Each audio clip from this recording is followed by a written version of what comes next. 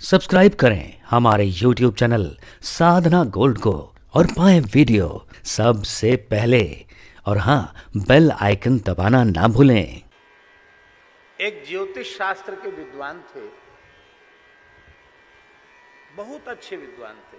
माने ऐसे विद्वान थे कि उनका जो विचार होता था वो एकदम सटीक निकलता था। एक बार उन्होंने अपनी आयु का विचार किया अपने जन्मांग से, तो आयु का समय उन्होंने खोज लिया। अमुक संवत में, अमुक महीने में, अमुक व्याधि के बहाने से, अमुक तिथि को इतने बजकर इतने मिनट पर हमारा शरीर पूरा होगा। आप सोचो, ऐसा ज्ञान था उनका। इतने बजकर इतने मिनट पर शरीर पूरा होगा। और वो सावधान हो गए। पर एक बात उनकी समझ में नहीं आई थी कि मुझे अपने पूरे जीवन में बीमारी हुई नहीं। 90 साल के ऊपर की आयु में 3200 दांत, आंख बिल्कुल ठीक, बुढ़ापे का असर थोड़ा कान पर था, कान से थोड़ा ऊंचा सुनते थे, बाकी ठीक। और हमें अतिसार हो जाएगा, संग्रहणी जैसी हो जाएगी, उसी के द्वारा शरीर कमजोर होगा, फिर छूट जाएगा। ये उनके ज्योतिष के विचार में आया। तो वे हंसने लगे, बोले भाई बात तो हमारी सब ठीक ठीक होती है, लेकिन प्रायः अतिसार संग्रहणी उनको होता है जिनका खान पान अनियंत्रित होता है। हम 24 घंटे में एक बार तो भोजन करते हैं, और वो भी निश्चित जो पाते हैं वही पाते हैं, और रात्रि में आधा सेर दूध लेते हैं, और हमारा कोई आहार है नहीं। तो जब हमारा आहार नियंत्रित है, समय से सोना, समय से उठना, सब काम समय से है, तो पेट कैसे खराब हो जाएगा? हमारा जीवन में तो कभी खराब हुआ नहीं, कैसे होगा पेट खराब?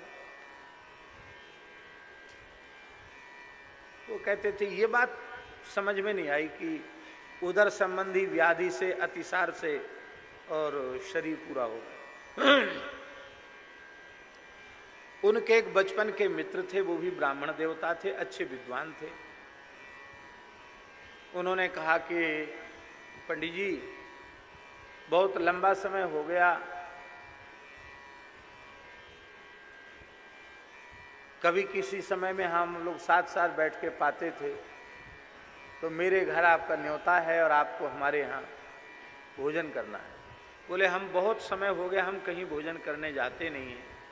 नहीं नहीं नहीं, आप तो, हमारा भी बुढ़ापा है, वो आपका भी बुढ़ापा है, अब पता नहीं कब होगा मिलना कि नहीं होगा। बहुत पीछे पड़ गए। बोले नहीं नहीं, आप मित्र का आग्रह स्वीकार करो और भोजन के लिए निमंत्रण। अब न्योता हम आपका करेंगे, शास्त्री जी का न्योता करेंगे, तो ये थोड़ी कि खाली दाल रोटी खिला देंगे। निमंत्रण करेंगे तो कुछ हलवा भी बनाएंगे, मालपुआ भी बनाएंगे, खीर भी बनाएंगे।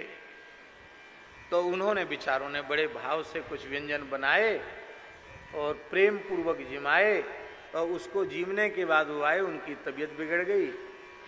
थोड़े दिन बाद वही पेट में कुछ गड़बड़ी हो गई, फिर अतिसार हो गया, और ठीक उसी समय से चले गए।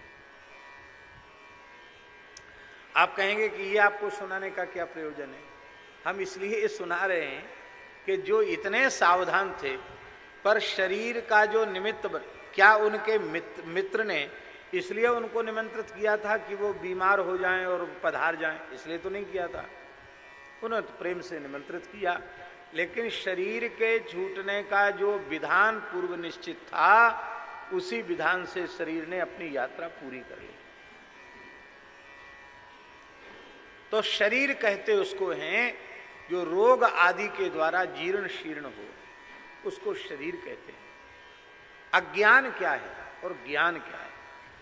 देहात्म बुद्धि ही अज्ञान है, और देहात्म भाव से ऊपर उठना यही ज्ञान है।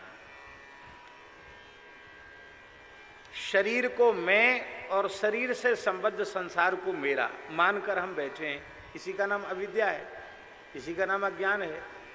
और धीरे धीरे इससे ऊपर उठना है।